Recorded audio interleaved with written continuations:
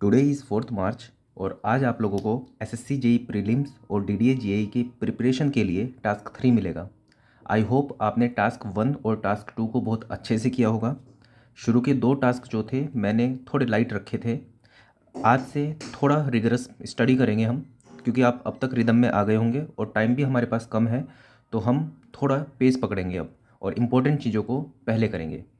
उससे पहले आज यूपीएससी ईएससी प्रीलिम्स का आज रिज़ल्ट आया है मेरा, और आप सभी लोगों ने मुझे इतनी शुभकामनाएं दी कि प्रीलिम्स का रिज़ल्ट भी इतना शानदार बना दिया आपने शुभकामनाएं देके, जैसे कि मेरा फाइनल सिलेक्शन हो गया हो। तो I am thankful to all of you जिन्होंने भी मुझे शुभकामनाएं दी। प्लस मैं कॉन्ग्रेचुलेट करूँगा उन सब का भी जिनका ईएससी प्रीलिम्स क्लियर हुआ है। प्लस जिनका नहीं हुआ है मैं उनको बोलूँगा, उनको अपनी जर्नी के बारे में थोड़ा सा बताना चाहूँगा कि मैं बिल्कुल अपने प्रीलिम्स, जब मेरे ऐसे होता था कि कट ऑफ से 100 नंबर भी नीचे आते थे, वहाँ से मैं यहाँ तक कैसे पहुँचा हूँ। तो मेरी जर्नी स्टार्ट होती है 2018 में। मैंने सबसे पहला पेपर दिया अपना ईएससी का 2018, 2019, 2020, 2021, 2022, 2023। 2018 में नहीं हुआ, प्रीलिम्स भी क्लियर नहीं हुआ, 19 में भी नहीं हुआ, 20 में भी नहीं हुआ, 21 में भी नहीं हुआ। अभी ऐसा लगने लगा था कि हम प्राइवेट कॉलेज के हैं, एनआईटीज़ और आईआईटीज़ के स्टूडेंट ही क्लियर करते हैं, प्रीलिम्स भी वही क्लियर करते हैं, मेंस भी वही क्लियर करते हैं, फाइनल सिलेक्शन भी उन्हीं का होता है।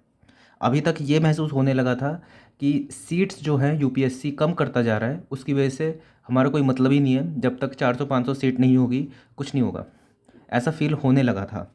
लेकिन कंसिस्टेंसी रखी पढ़ाई में कि कभी गैप जो 100 नंबर का था वो धीरे धीरे कम होके, ठीक है, 80 नंबर का रहा, 20 नंबर का भी रहा, और कभी कभी ऐसा हुआ कि 2 या 3 नंबर से भी रुका प्रीलिम्स में सिलेक्शन। 2022 में कट ऑफ से थोड़ा सा ऊपर होके ही सिलेक्शन हुआ था, लेकिन इस बार थोड़ा मार्जिन है, कट ऑफ से थोड़ा ऊपर है मेरा मार्क्स। ये सब सिर्फ इसलिए पॉसिबल हो पाया क्योंकि पढ़ाई में कंसिस्टेंसी थी। अगर आप पढ़ाई में कंसिस्टेंसी रखोगे, चीज़ों को समझ के करोगे और हार नहीं मानोगे, तो सब चीज़ें बहुत आसान हो जाएंगी।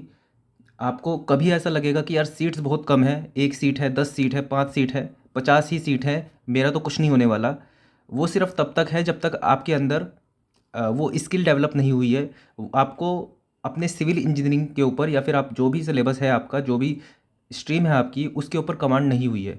जिस दिन आपको वो कमांड आ जाएगी, वो एक दिन का प्रोसेस नहीं है, वो कमांड आना वो एक प्रोसेस है, वो सालों साल चलता है। किसी का पहले साल हो जाता है, किसी का 2 साल हो जाता है। लेकिन देखो एक बात श्योर है, मेरा एग्जाम्पल आप देखोगे कि ऐसा नहीं था कि पहली बारी में निकाल लिया, दूसरी बारी में निकाल लिया, तीसरी चौथी बारी तक भी नहीं निकला, लेकिन कंसिस्टेंसी रही तो अभी इतना हो गया है कि हाँ, प्रीलिम्स तो क्लियर कर लिया है, पिछली बार भी कर लिया और इस बार पता था कि हो ही जाएगा। तो ये जो हुआ है या तो तुरंत से ही हो जाता, लेकिन इतने टाइम बाद हुआ है, इसका मतलब ये है कि कंसिस्टेंसी का खेल है। ऐसा ही नहीं है सिर्फ कि आप अलग से कुछ दिमाग लेके आए हो, पहली बारी में निकाल लोगे, ठीक है, नहीं तो नहीं निकलेगा, ऐसा नहीं है। आप कंसिस्टेंट रहोगे पढ़ाई में तो चीज़ें बहुत सारी आप कर सकते हो। तो ये जो आपको थॉट आता है कि सीट्स बहुत कम होती जा रही है, अब तो नहीं होगा सिलेक्शन, वो सिर्फ तब तक है जब तक आप अपने सब्जेक्ट में मास्टर नहीं हो जाते हो। अगर आप सिर्फ इस सोच के साथ पढ़ोगे कि अगले 2 महीने बाद पेपर है, बस किसी तरह से पेपर ख़त्म करूँ और सिलेक्शन हो जाए और उसके फिर छोड़ूँ उन चीज़ों को, ये अप्रोच लक वाली, इसके ऊपर मतलब लक बेसिस हो जाती है ये चीज़ कि सिर्फ आपने प्रीवियस ईयर रट लिए और वैसा पेपर आया तो हो गया सिलेक्शन।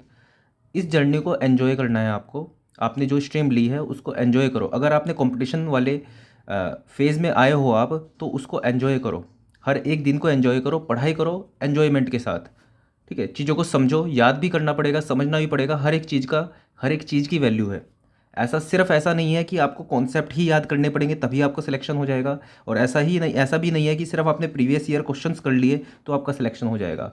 आपको हर एक चीज़ में मास्टर होना पड़ेगा, तब आपका सिलेक्शन होगा।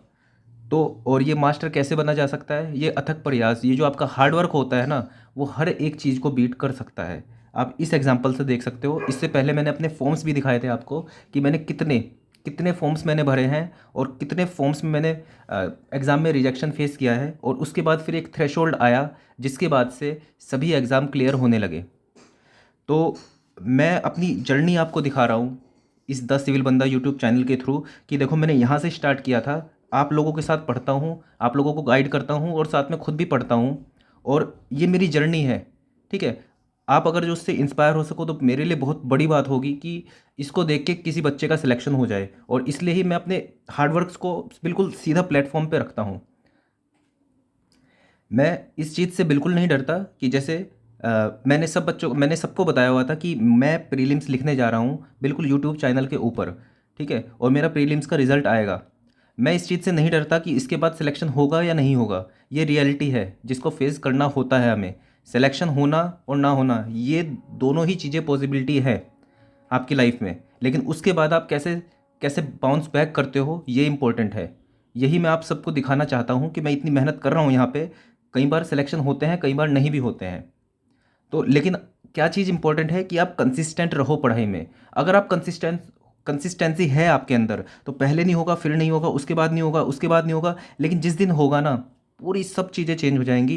ये जो पिछले जितने भी साल आपके वेस्ट हुए हैं सब सब बिल्कुल आपके जैसे कहते हैं पाप धुल जाएंगे बिल्कुल।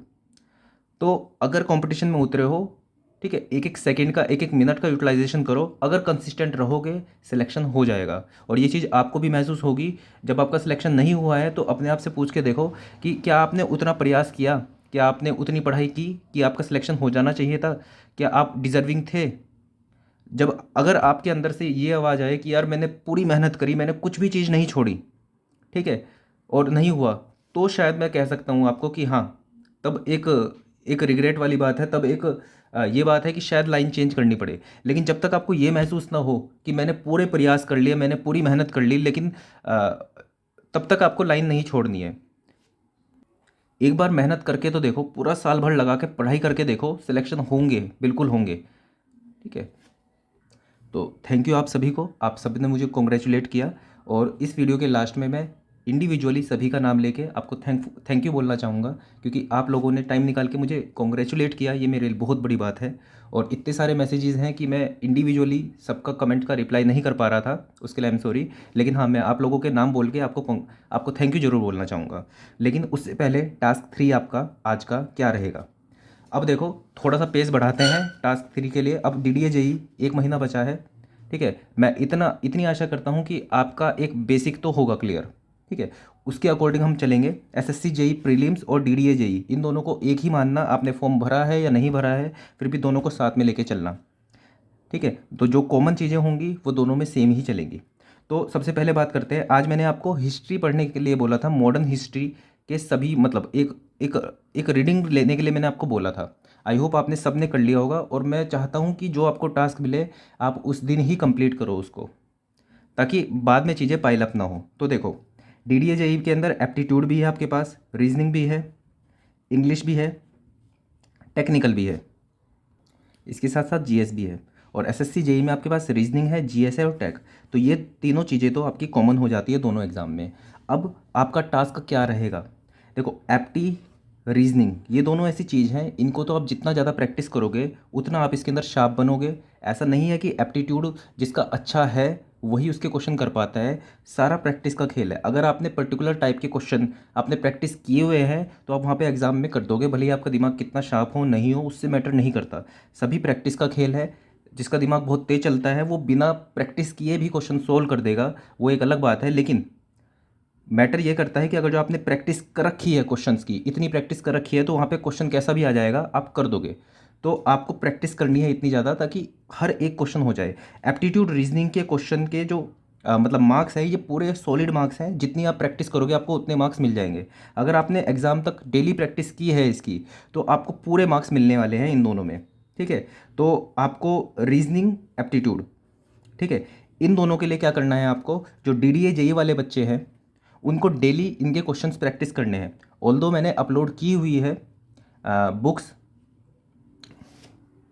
टेलीग्राम चैनल पे। हाँ, मैं एक बार आपको डायरेक्ट ज़रूर कर दूंगा कि कई बच्चे डाउनलोड नहीं कर पा रहे हैं, वो मैं आपको बता दूंगा वीडियो में ही। तो आप एप्टीट्यूड और रीजनिंग, ठीक है, एप्टीट्यूड और रीजनिंग आप जी डेली 30 मिनट से स्टार्ट कर सकते हो। 30 मिनट आपको करने हैं। 30 मिनट में क्या होगा, जैसे रीजनिंग के आपने क्वेश्चन खोले, मिक्स क्वेश्चन कर सकते हो। मिक्स क्वेश्चन करने के बाद आपको महसूस हो कि कोई पर्टिकुलर टाइप के क्वेश्चंस में आपको दिक्कत हो रही है, जैसे अल्फ़ाबेट सीरीज़ वाले क्वेश्चन में आपको दिक्कत हो रही है, तो उसके लिए आप पर्टिकुलरली टाइम लेके सिर्फ अल्फ़ाबेट सीरीज़ वाले ही क्वेश्चन सोल्व करो, ठीक है। लेकिन अगर आप एक बार प्रैक्टिस कर चुके हो इन सब चीज़ों को, आपको रीजनिंग आती है ठीक ठाक, तो आपको मिक्स क्वेश्चन ही करने चाहिए। डेली आप 30 मिनट रीजनिंग प्रैक्टिस करोगे। टास्क में अब टास्क 3 टास्क 4 में जितने भी टास्क दूंगा उन सब के अंदर इन्वॉल्व होगी ये चीज़ कि आपको रीजनिंग डेली 30 मिनट्स पढ़ना है, एप्टीट्यूड डेली 30 मिनट इसके क्वेश्चन करने हैं, डायरेक्टली क्वेश्चन करने हैं। ऐसा नहीं है कि बुक में उठा के आप इसकी थ्योरी पढ़ो क्या होता है क्या नहीं, सीधा मिक्स्ड क्वेश्चन करने हैं आपको। और जो क्वेश्चन आपको नहीं आ रहा है उसको सीखना है। अगर आपको वो लग रहा है कि उस टाइप के क्वेश्चन आपको नहीं आते, जैसे कि पानी की टंकी वाले भरने वाले क्वेश्चन आपको नहीं आते हैं, तो उनको सीख लो अलग से। लेकिन 30 मिनट इन्वेस्ट करना है आपको दोनों में, ठीक है। तो ये तो आपको कॉमन रहेगा, एप्टीट्यूड रीजनिंग हमेशा हर दिन, ठीक है। स्टार्ट करते हैं इंग्लिश, जीएस और टेक्निकल। इंग्लिश के लिए मैं आपको सजेस्ट करूंगा कि आप एक पैरामाउंट की बुक आती है, नीतू मैम करके आती है, शायद केडी कैंपस की होती है वो बुक, तो आप वो ज़रूर ख़रीद लो। बहुत प्यारी बुक है। मैंने भी जब किसी एग्ज़ाम में मुझे इंग्लिश की प्रैक्टिस करनी थी यूकेपीएससी में, तो मैंने वही बुक ली थी और उससे ही मैंने नोट्स भी बनाए थे, ठीक है। तो आप ये बुक ज़रूर ख़रीद लो और इसके अंदर टॉपिक वाइज दिए हुए हैं, साथ में इनके आपको प्रैक्टिस के लिए क्वेश्चन भी मिल जाएंगे। तो आप ये बुक जरूर खरीद लेना आज इंग्लिश की। और इसके अंदर जो टॉपिक्स हैं, मैं फिर आपको टॉपिक्स बताता हुआ चलूँगा कि आज ये वाला टॉपिक आप पढ़ लेना, तो आप इस बुक को आज खरीद लेना, ठीक है।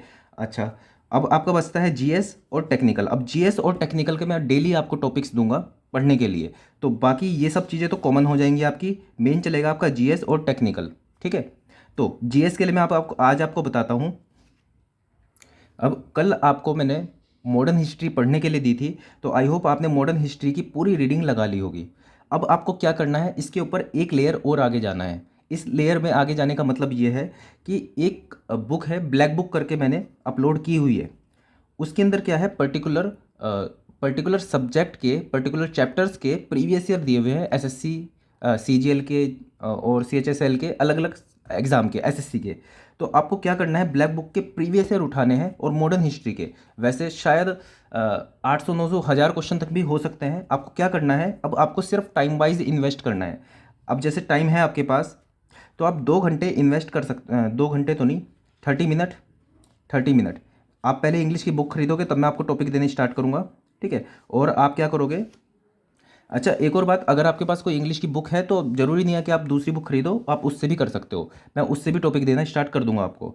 तो आपको क्या करना है, ब्लैक बुक के अंदर आप टाइम लगा के 1 घंटा, ठीक है, 1 घंटे के अंदर आप जितने भी आप क्वेश्चन कर सको, मिक्स्ड क्वेश्चन, जैसे मॉडर्न हिस्ट्री के अंदर भी पार्ट्स हैं बहुत सारे, और वो चैप्टर वाइज ब्लैक बुक के अंदर दिए हुए हैं। तो आप क्या करोगे कि 1 घंटा लगा के, जैसे 5 क्वेश्चन इस चैप्टर के, 5 क्वेश्चन इस चैप्टर के, जो भी मॉडर्न हिस्ट्री में हो वो आप करोगे 1 घंटा। उसके बाद आपको छोड़ देना है, ठीक है। ये एसएससी जेई और डीडीए जेई दोनों के लिए है, ठीक है। कल से मैं थोड़ा सा और सिस्टमेटिक वे में आपको बताऊंगा इन सब चीज़ों को। आज आपको क्या करना है, मॉडर्न हिस्ट्री आपने जो पढ़ा था उसके क्वेश्चन आपको करने हैं ब्लैक बुक से, ठीक है। 1 घंटा आप इसको प्रैक्टिस करनी है। अब आते हैं अपने मेन टॉपिक पे, सिविल इंजीनियरिंग।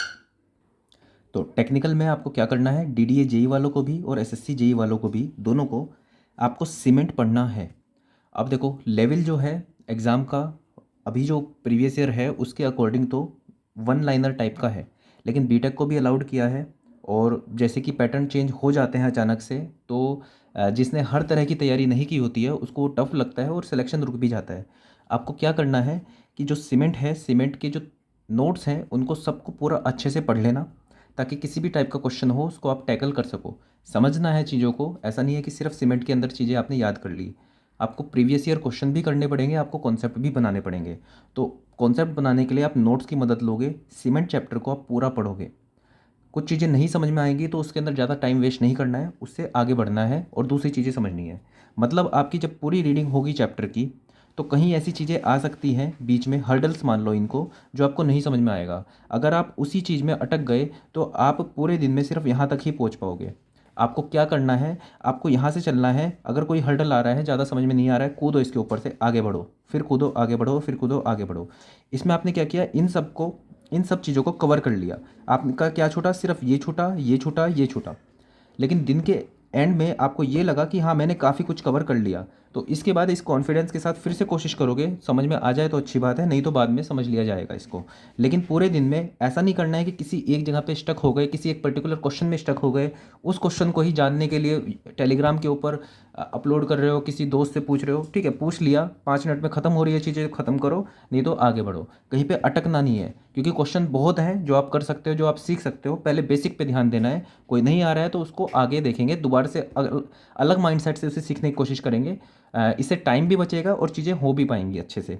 तो आपको सीमेंट का नोट्स आपको अच्छे से पढ़ने हैं, प्लस इसके अंदर आप YCT AE देखो, YCT AE JEE जो भी आपके पास किताब है, क्वेश्चंस प्रैक्टिस करने का सिर्फ इतना मतलब होता है कि आपने जो पढ़ा है, अब आप अपने आप को टेस्ट कर रहे हो कि आपने जो सीखा है वो आपको समझ में आ गया है कि नहीं आता है, आ गया है। जब आप चीज़ों को समझते हो, नोट्स पढ़ते हो और उसके बाद फिर क्वेश्चंस करते हो, तो क्वेश्चन करते हुए जब आप अपने आप को चैलेंज करते हो कि जो मैंने सीखा मैं अप्लाई कर पा रहा हूँ क्या। अब जब आपने सीधा आंसर नहीं देखना है, ऐसा नहीं कि सीधा आपने रटना स्टार्ट कर देना है प्रीवियस ईयर क्वेश्चन को। आपने थ्योरी पढ़ी और उसके बाद आपने क्वेश्चंस पे आए, आपने क्वेश्चन पढ़ा, मान लो कोई, उसके 4 ऑप्शन थे, अब आपको समझ में नहीं आ रहा है, तो आप क्या करोगे, जो टॉपिक है आपने अगर जो उसको टॉपिक को पढ़ा हुआ होगा तो आप वापस से उस टॉपिक पे जाना और देखना, आप दोबारा से पढ़ना उसको। ठीक है, अब वापस आके जब देखोगे तो ऐसा हो सकता है कि सिर्फ आप भूल गए थे, उसकी वजह से नहीं कर पाए। ठीक है, अगर ऐसा है तो आप टिक करके आंसर निकाल लोगे उसका, लेकिन तब भी नहीं आया, तब आप सॉल्यूशन देख के सीख लोगे उसको और अपने नोट्स में उसको ऐड कर लोगे कि ये नया कॉन्सेप्ट था जो कि मैं नोट्स में नहीं सीख पाया था, वो मैंने अभी सीख लिया। इस अप्रोच को रखोगे, थोड़ी लंबी अप्रोच जरूर है ये, लेकिन लॉन्ग टर्म में यही साथ देगी।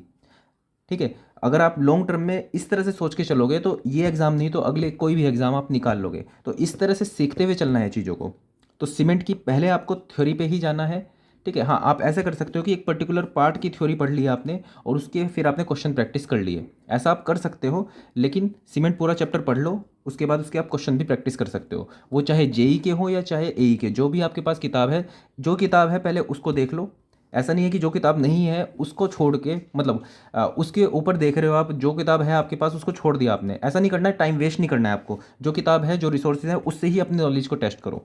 तो पहले आपको सीमेंट पढ़ना है, उसके क्वेश्चन देखने हैं, या फिर आप ऐसे कर सकते हो, सीमेंट पढ़ लिया, उसके LSM WSM, ये देखो, इसको पढ़ो आप जल्दी जल्दी से, LSM और WSM को RCC के अंदर, और फिर इसके क्वेश्चन प्रैक्टिस करो। और तीसरे नंबर पे quality parameters of water, directly quality parameters पूछ लिए जाते हैं कि हार्डनेस की एक्सेप्टेबल लिमिट क्या होती है। ठीक है, pH कितना हो सकता है, तो मतलब ये डायरेक्टली क्वेश्चन पूछे जाते हैं, हमेशा से पूछे गए हैं और बड़े बड़े एग्जाम में भी डायरेक्टली पूछ लिया जाता है, तो ये आपको पता होना चाहिए। तो इसको पूरे चैप्टर को पहले पढ़ लेना और उसके सीधा क्वेश्चंस देखना कि आप बात उसको रिकॉल कर पा रहे हो या नहीं कर पा रहे हो। और इसकी एक एक लिस्ट बन जानी चाहिए आपके पास एक अलग से फेयर कॉपी में, जिसके अंदर जो भी क्वेश्चन आया हुआ है सब आपको नोट करना है। देखो, मान लो अब तक एग्जाम में आयरन के बारे में पूछा है, मैग्नीज के बारे में पूछा है, मैग्नीशियम के बारे में पूछा है, लेड के बारे में पूछना है, आर्सेनिक के बारे में पूछा है, फिनॉल के बारे में पूछा है। ठीक है, तो जो एग्जाम में पूछा गया है वो आपकी कॉपी में होना भी चाहिए और आपको रटा भी होना चाहिए। मान लो आज तक टंगस्टन टंगस्टन मतलब एक एग्जाम्पल ऐसे ही दे रहा हूँ, टंगस्टन छोड़ो, चलो मान लो HG मरकरी के बारे में आज तक कभी किसी एग्जाम में नहीं पूछा गया है, तो वो आपको नहीं आता है, बिल्कुल एक्सेप्टेबल है। लेकिन अगर आर्सेनिक के बारे में पहले क्वेश्चन पूछा गया है और आपको तब वो नहीं आता है, तो ये एक्सेप्टेबल नहीं होगा। इसलिए एक्सेप्टेबल नहीं होगा क्योंकि आर्सेनिक अगर जो एग्ज़ाम में आया हुआ है तो सबके डोमेन में है, सबने देखा होगा, बच्चों ने प्रीवियस ईयर करे भी होंगे और आर्सेनिक का लिमिट भी पता होगी उनको। तो अगर किसी और बच्चे को पता है, आपको नहीं पता है, तो मतलब आप कंपटीशन से बाहर हो रहे हो। इसलिए प्रीवियस ईयर की इतनी ज़्यादा इंपॉर्टेंस है, क्योंकि प्रीवियस ईयर सबके पास अवेलेबल है। अगर आपने उसको नहीं किया, किसी और ने किया है, तो आप कंपटीशन से बाहर हो। HG है, मान लो पिछले कभी पूछा ही नहीं गया है, ठीक है, तो किसी को नहीं आता है, ये आपको भी नहीं आता है, तो मतलब आउट ऑफ सिलेबस है, इससे कुछ मैटर नहीं करेगा। आप मेरी बात समझ रहे होंगे। तो आपको क्या करना है, क्वालिटी पैरामीटर्स वाला चैप्टर पढ़ना है और उसके बाद फिर अपने आपको टेस्ट करना है प्रीवियस ईयर क्वेश्चन से। ठीक है, अब 2 चीज़ रह गई है। पहले मैं आपको बता देता हूँ कि आपको ये सब मटेरियल कहाँ पे मिल जाएगा। आप क्या करोगे, वैसे तो नीचे जो डिस्क्रिप्शन बॉक्स है उसके अंदर आप देखोगे, अगर आपको टेलीग्राम चैनल का लिंक भी नहीं मिलता है, मैंने डायरेक्ट ड्राइव के लिंक्स वहाँ पे अपलोड किए हुए हैं, जिसमें आप क्लिक करके डायरेक्टली नोट्स को देख सकते हो और उनको डाउनलोड भी किया जा सकता है। ऐसा नहीं है कि आप उसके अंदर सिर्फ पढ़ ही सकते हो, उनको डाउनलोड करके अपने पास भी रख सकते हो, उनको आप उनको प्रिंट भी करवा सकते हो।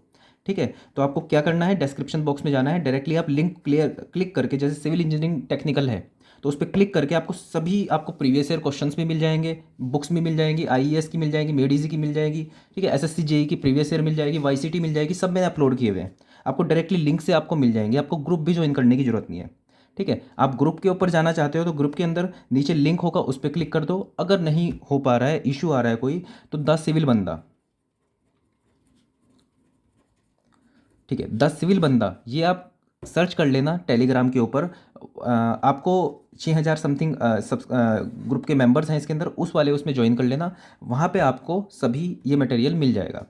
ठीक है, तो अब मैं थैंक यू बोलना चाहूँगा आप सभी को जिसने मुझे कॉन्ग्रेचुलेट किया। मैं सबका एक बार नाम लेना चाहूँगा। ये मेरे लिए बहुत ज़रूरी है कि आप सब ने जिसने मुझे प्यार दिया उसको, उसका एक्नॉलेजमेंट बहुत ज़रूरी है मेरे लिए। ठीक है, तो तो थैंक यू मंजिल सर की, रुपेश महतो थैंक यू, बिल्कुल, love thank you, Vijendra Kumar ji thank you sir, thank you Rajniketan Pinna, thank you hi fi study with Shobhit, thank you Sanjay Kumar sir ji, thank you Bablu Kumar ji, thank you Himani Chandrakar, thank you Prince Jaiswal, thank you Sunil Sahni. ये बहुत लंबा होने वाला है क्योंकि बहुत लोगों ने विश किया है। Thank you void, thank you electrical बंदा, thank you Mrityunjay Tevatia, thank you arts gallery, thank you Vibhuti Vaishya, thank you Shanidev Chandra, thank you Gajendra Kumar, thank you Anuj Jayant, thank you Harinder Kumar, thank you Meena, congratulation sir. Result आते ही सबसे पहले मैंने आपका नेम सर्च किया, ये सच में बहुत अच्छा लगता है इतने सारा प्यार को देख के। Thank you Nikhil Saurabh, thank you Shahbaz Khan, consistency plus determination always पे ऑफ। मैं यही मैं दिखाना चाहता हूँ यहाँ से कि कंसिस्टेंट रहोगे आप तो 100% आपको सब कुछ मिलेगा जो आप चाहते हो। Ram Sharma thank you, Shivam Gupta thank you, thank you Naga Satish, thank you civil exo, thank you Rakhi Tamang, thank you Himanta Bora, thank you Karma, thank you Tanuj Sharma, thank you Mohammad Obed, thank you Sunil Sharma. Sir मेरा टेलीग्राम पे मैसेज देखना please. Okay sir. Thank you Shubhajit Karmakar, thank you Rahul. I always requesting to make preparation strategy. मैं जैसे ही free होऊंगा मैं बिल्कुल preparation strategy बनाऊंगा गेट और ईएससी की भी। Thank you Abhishek Singh, thank you B Malaya Ranjan, thank you Brijesh Rana, thank you Sujit, thank you Dipankar Kumar Mishra. आपको बहुत बहुत बधाई, आपने हमारे लिए बहुत कुछ किया। मैंने कुछ नहीं किया सर आपके लिए, मुझे खुद बहुत अच्छा लगता है, ये सब आपकी ही मेहनत है जो आप इस गाइडेंस को एक सिलेक्शन में कन्वर्ट कर रहे हो। Thank you Jitendra Kumar Sahu, thank you Manohari, thank you Mahendra Kumar Meena, thank you Rahul Kumar, thank you Himani Kashyap, thank you SJ Shubh. Sir आपका सिलेक्शन होने के बाद ऐसा लग रहा है कि बड़े भाई का सिलेक्शन हुआ है, कॉन्ग्रेचुलेशंस भाई, आप इंस्पिरेशन हो। सही में बहुत अच्छा लगता है आप सबके इतने विशेष के बाद।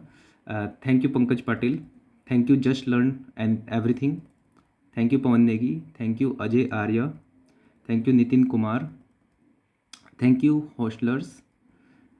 हमें पता था आप वोट दोगे, मुझे भी पता है आप सब लोग भी साथ में मिलके, हम सब लोग साथ में मिलके फोड़ेंगे। Deepak Gupta thank you, UP thank you, thank you Atul Krishna, thank you Atul Chalak, thank you it's Sapna, thank you Aniket Kumar Sinha, thank you Chandan Kumar, thank you Ankit Kumar Yadav, thank you Perugu Sai Divya, thank you civil sigma, thank you flying Atul, thank you 19106 Srinivasulu Reddy, thank you Samant Rao, thank you Pradeep Devgan, thank you Ravi Singh, thank you Nit Pegu, thank you Rachit Jain, thank you informative only, thank you Shubham Parmar, thank you Nitesh Ola, thank you Abhishek Gupta, thank you Jitendra Baghel, thank you Afzal Khan, thank you Manoj Kumar, thank you Amit Singh, Aman Singh, thank you Mrityunjay, thank you Supriya Raikwar, thank you Sumit Singh, thank you so much watch you see, thank you Sogat S, thank you RYUK, thank you Ankita Mandal, thank you Dev Sharma. अच्छा, gate में कितना बने भाई? यार gate मेरा उतना अच्छा नहीं हुआ था, तो गेट में मेरे 60 मार्क्स आ रहे हैं। मैंने दोबारा से चेक नहीं किया था उसको, फिर से मैं चेक करके बिल्कुल यहाँ पे बताऊँगा। जैसा भी रिजल्ट होगा मैं बिल्कुल यहाँ पे बताऊँगा उस चीज़ को। Thank you Jitendra Patel, thank you civil junior, thank you civil HR, thank you decent engineer, thank you Siddhant Bhatt, thank you Mukesh Kumar. आपको सूरज कहूँ या चंदा चांद कहूँ या तारा, यार थैंक यू सो मच, आप इतना मानते हो मुझे, मैं भी आप लोगों को बहुत मानता हूँ। Krishnakant Shukla, thank you so much, thank you G Singh JE mode, thank you engineer Kushwaha, thank you Suraj Tiwari, thank you Alok Pareek, I love you too sir, thank you Nikhil Vyas, consistency determination and your hard work always pay congrats, thank you so much. Thank you Sharmant B, thank you Kunal Dev, thank you cricket news Hindi, thank you Karim MSK, thank you Anushka Kumari, thank you Deepak Kumar, thank you so much Rohit edition, thank you Nirban Sarkar, thank you Krish, thank you Sunanda Tudu, thank you AK। बिल्कुल mains भी फोड़ेंगे इस तरह से ही, और mains की तैयारी मैंने स्टार्ट कर दी है, आप सब लोग के साथ सभी एग्ज़ाम फोड़ेंगे। Thank you Veer Nandal, thank you Sonu Gupta,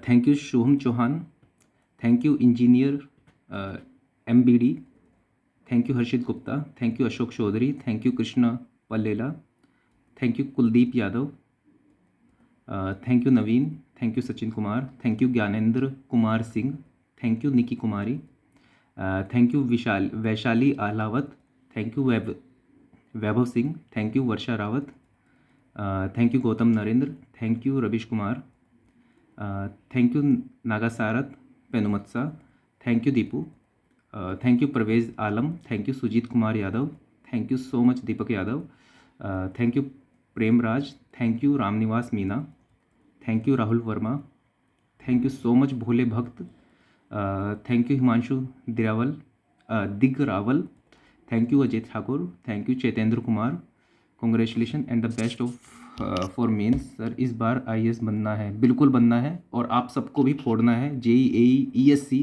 जो भी आप एग्ज़ाम दे रहे हो इसी बार फोड़ना है, अब बस ज़्यादा वेट नहीं करना है। Thank you Vivek Meena, thank you Govind Mishra, thank you engineer Anoop Badhana, thank you 99th rocker, thank you Rohit Gupta, thank you Poonam Kumari, thank you Sanatan art, thank you Gokul S, thank you so much Vishesh Patel, thank you JSM। मेरा भी qualified, please guide continue sir. बहुत बहुत congratulation sir आपको भी, ठीक है, मिल के फोड़ेंगे mains को। और हाँ, आप अगर आपके पास रिसोर्सेज हैं तो प्लीज़ कोचिंग ज़रूर ज्वाइन कर लेना। IAS मास्टर पिछली बार मैंने की थी, मुझे बहुत सही लगी थी, आप ज्वाइन कर सकते हो उसको, बहुत फ़ायदा मिलेगा आपको अपनी मेंस की प्रिपरेशन में। तो अगर रिसोर्सेज हैं तो बिल्कुल भी इसमें कमी मत छोड़ना। जितनी भी चीज़ें आप गेन कर सकते हो, जैसे आप टेस्ट सीरीज़ ले सकते हो, आप अगर आपको कोर्स भी लेना पड़े तो बिल्कुल ले लेना, ठीक है, ये वर्थ होगा बिल्कुल। Thank you Bhanu Verma, thank you Abhishek Kumar, thank you Chand Basha, thank you Chand Basha, thank you Amit Aryan, thank you Rahul Pradhan, thank you so much Tarun Thakur, thank you Yashwant Meena, thank you Nandini, thank you learning and placement, thank you Kaushal Kumar, thank you civil Gyan, thank you so much Vijay Pal Singh Chauhan, thank you Srinivas Palateti, congratulation bro after cracking ESC, guide me to crack ESC through self preparation. बिल्कुल 100%, जैसे ही free होऊंगा मैं अपना 100% experience share करता हूँ यहाँ पे, ताकि आप लोगों का भी जल्दी से जल्दी सिलेक्शन हो जाए, और आप वो सब गलतियाँ ना करो जो मैंने गलतियाँ करी हैं अपनी लाइफ में, तभी मुझे इतना टाइम लग गया। So thank you mister versatile, thank you Shalini Dwivedi, thank you junior engineer, thank you mathematics crystal clear by Narayan Singh Parmar, thank you Vikas Kumar. This can happen actually when you are seriously following the rules of virtual library. Again, it's a proof that hard work is a key. Many congratulations to you and your family. Thank you so much विकास कुमार, इतना अच्छा लिखने के लिए। बिल्कुल, फिर दूसरे exam को फोड़ देंगे, कुछ नहीं है ये एग्ज़ाम्स आपकी कंसिस्टेंसी के सामने। सर आप फोर्थ प्ले नहीं नहीं, ये फोर्थ प्लेस पर नहीं हूँ मैं। ये रोल नंबर वाइज ही है और ये प्रीलिम्स का एग्ज़ाम रिजल्ट है, अभी मेंस भी होना है इसके बाद। लेकिन हाँ, फोर्थ प्लेस नहीं, फर्स्ट रैंक लेके आएंगे। Thank you Narendra Daima, thank you Shekhar Paliya, thank you Kaushal Kumar, thank you Kamala Padu, Pratyusha, thank you Rahul Verma, thank you Ritesh Patel, thank you engineer Akash, thank you Manish Monu, thank you Varun Vashishth, thank you बिल्कुल आएंगे, thank you Madhu Mehta, thank you Timi Khan, thank you Akash Sharan, thank you Parvez Alam, thank you risky world, thank you Nitesh, thank you Mohit Kumar, thank you Walter White, thank you bright future, thank you Rupesh Kumar, thank you engineer Mohammad Salman, thank you AJ future engineer, thank you dare to dare, thank you Arun Sharma, you have got deep knowledge in the field. बिल्कुल, सिर्फ मेहनत से ही आई है ये सब कुछ। Thank you AK, thank you Arun Sharma, it's my hand folded request to you to please make a video for the student in college specially for 3rd 5th SAM student of civil engineering that how to prepare for various competitive examination in their field. देखो, आप 3rd 5th SAM में भी सोच रहे हो पढ़ना, तो ये बहुत बड़ी बात है। हमें तो 4th मतलब सिविल इंजीनियरिंग के 4 साल में कुछ सोचा भी नहीं था कि कभी एग्ज़ाम की प्रिपरेशन करेंगे, लेकिन आप अभी से इतना सोच रहे हो, ये खुद से बहुत बड़ी बात है। आप क्या कर सकते हो कि नोट्स अवेलेबल है सब, बाद में कोचिंग ले सकते हो तो ले लेना, लेकिन नोट्स हैं, नोट्स को पढ़ना स्टार्ट करो और प्रीवियस ईयर क्वेश्चन को अभी से करना स्टार्ट करोगे तो एग्ज़ाम जब आप कॉलेज क्लियर करके आओगे बाहर, तो आपको इतनी मेहनत नहीं लगेगी, क्योंकि प्रीवियस ईयर करना एक बेसिक होता है जो कि हर एक बच्चे को प्रीवियस ईयर आने ही चाहिए। तो आप वो पहले ही कंप्लीट कर लोगे तो आपको ज़्यादा मेहनत नहीं लगेगी। तो आप अभी मैं आपको यही रिकमेंड करूँगा कि आपके पास जो भी नोट्स हैं कोचिंग के, अपनी बेसिक बुक्स अभी आप सिर्फ सेमेस्टर के लिए पढ़ लेना, लेकिन कंपटीशन के लिए आप नोट्स के थ्रू कर सकते हो अपनी प्रिपरेशन स्टार्ट, और प्रीवियस ईयर क्वेश्चन खरीद के ले आओ जो भी आपको एग्ज़ाम क्लियर करना है, उसके थ्रू आप आगे बढ़ सकते हो। Prasenjit Modak, thank you so much. So आप सभी लोगों ने इतना प्यार दिया, उसके लिए बहुत बहुत धन्यवाद आपका। मैं पूरी मेहनत कर रहा हूँ कि मेंस में भी फोड़ेंगे, और आपको भी पूरी मेहनत करनी है कि आपको अपना जो भी नेक्स्ट एग्ज़ाम है उसको क्लियर करना है, और अभी इसी साल करना है। बस बहुत यार, बहुत टाइम हो गया यार, बस अब करते हैं क्लियर। सो आज के लिए इतना ही, और फिर से थैंक यू सो मच आप सभी को। Thank you.